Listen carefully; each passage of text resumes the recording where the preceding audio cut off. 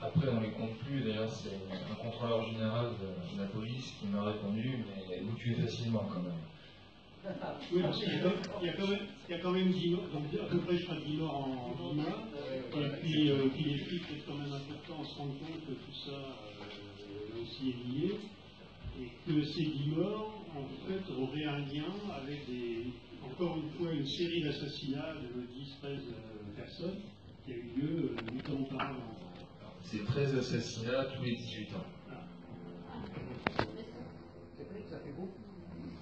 Oui, et après ça s'accélère par la suite. Oui, ça s'arrange pas.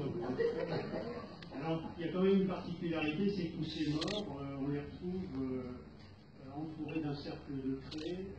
Je ne sais plus s'ils ont une orientation. Oui, il y a une orientation, en réalité ça représente un pentacle inversé. C'est-à-dire que les morts sont comme ça, écartés.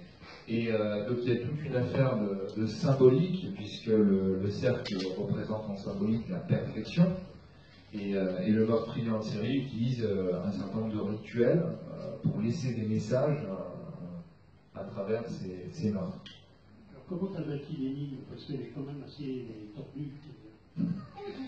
Alors, il faut savoir que l'idée, la réflexion même de ce livre, elle est née d'un voyage en Pologne. J'étais parti en représentation en Pologne et j'ai visité des endroits un peu glauques, il faut le reconnaître. Et dans ce cadre-là, notamment un château, d'ailleurs en France, on n'aurait jamais pu visiter un château comme ça, c'était très dangereux. On s'est même retrouvé au bord d'un puits qui était dans un sous-sol, dans une cave, et qui était à même le sol, c'est-à-dire qu'on n'avait pas de lumière, il suffisait que quelqu'un bouscule une autre personne, bing, on tombait dedans. Et avec toute cette atmosphère assez glauque, bon, c'est l'ex-Union soviétique, on retrouve cette ambiance-là, on était quand même très encadré, puisque à un moment donné, j'ai même dû me sauver pendant 1 heure pour échapper à la vigilance de ceux qui nous encadraient, puisque c'était une visite officielle, et j'ai lu des choses un peu moins reluisantes que ce qu'on voulait nous montrer. Et j'ai trouvé que c'était une atmosphère qui était complètement propice à un roman sombre.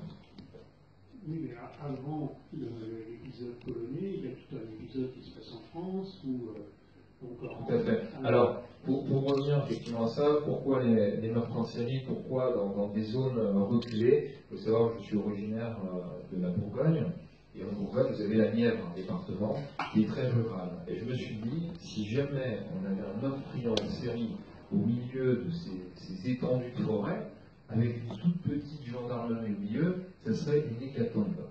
Et c'est ce que je décris, puisque malgré les effectifs de gendarmerie, il est très très difficile d'arriver à retrouver la trace du meurtrier en série. Donc il y a dans le livre un aspect ésotérique, un peu dans le livre. Qu'est-ce qui t'a amené à tirer de ce côté-là? Parce qu'il y a tout un aspect numérologie, le cercle de 7, ça aussi renvoie à des aspects ésotériques. Alors, l'ésotérisme était rendu nécessaire dans la mesure où on était sur une secte, puisque le meurtrier en série est un gourou de secte. Donc il va y avoir toute une dimension parallèle avec ce que j'ai dit tout à l'heure de la symbolique, mais il va aller jusqu'à un certain nombre de rituels. Et c'est vrai que dans le livre, j'ai voulu quand même aller un petit peu plus loin avec cette fameuse pointe d'ésotérisme, c'est-à-dire le lecteur ne saura pas trop si à un moment donné l'inspecteur de police a vu quelque chose qui ressemblait à, on va dire, du paranormal ou pas. On laisse le lecteur au milieu de cette ambiance-là. Est-ce que c'est parce qu'il a été séquestré pendant un certain temps, avec très peu d'eau, etc., donc il a pensé voir quelque chose, ou est-ce qu'il a vu réellement quelque chose? Voilà, on laissera le lecteur penser lui-même. Est-ce qu'il y a une sorte de message dans ce que tu écris, c'est-à-dire que donc cette secte est toute puissante, a des relais au niveau très élevé de la police, de l'armée et de l'État, et donc quand on commence à s'attaquer à elle, c'est cataclysmique derrière, mais quand même, au bout d'un certain temps, il y a des catastrophes nucléaires. Alors aujourd'hui, je ne vais pas dire parler de chance parce que ça serait quand même malvenu par rapport à l'actualité. Alors pourquoi une secte? Pourquoi les relations des cellules à l'intérieur d'institutions? Tout simplement parce qu'aujourd'hui, on voit bien que le terrorisme fanatique est quelque chose qui ronge la société, et c'est une façon de le montrer. Quand vous regardez les dernières paroles de notre ministre de l'Intérieur, qui parle effectivement de personnes qui sont déjà dans des institutions qui sont radicalisées, alors c'est pas non plus tout le monde, hein, mais il y a quand même des cellules dormantes qui peuvent être dangereuses, et c'était aussi l'occasion de montrer qu'on pouvait aller beaucoup plus loin par rapport à ça, qu'il y avait quand même un risque.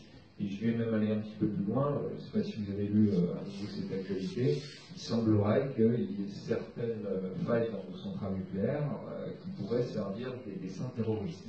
Et ça, d'ailleurs, ça vient de paraître il y a quelques semaines à peine, hein, mais c'est vrai que j'ai exploité déjà ces pistes-là dans l'ouvrage, des attaques commando dans les universités, des attaques directement à s'en prendre un métro. Là, aujourd'hui, on sait que Daesh veut s'attaquer à des trains. Donc, on va dire que je me suis mis dans la peau d'un terroriste. Je me suis dit, si j'étais terroriste, si je voulais faire grand mal, qu'est-ce que je ferais? En fait, voilà, c'est une conclusion. Qui est beaucoup plus banale, c'est ton principal héros s'appelle Tim Spencer. En fait, il y a un nom et un prénom américain d'un inspecteur français. Ça, c'est mon côté anglo-saxon. Voilà, exactement, c'est exactement la même origine. C'est-à-dire que j'ai une écriture plutôt scénarisée, on va limiter les descriptions, et je me représentais davantage avec un héros qui avait une consonance américaine.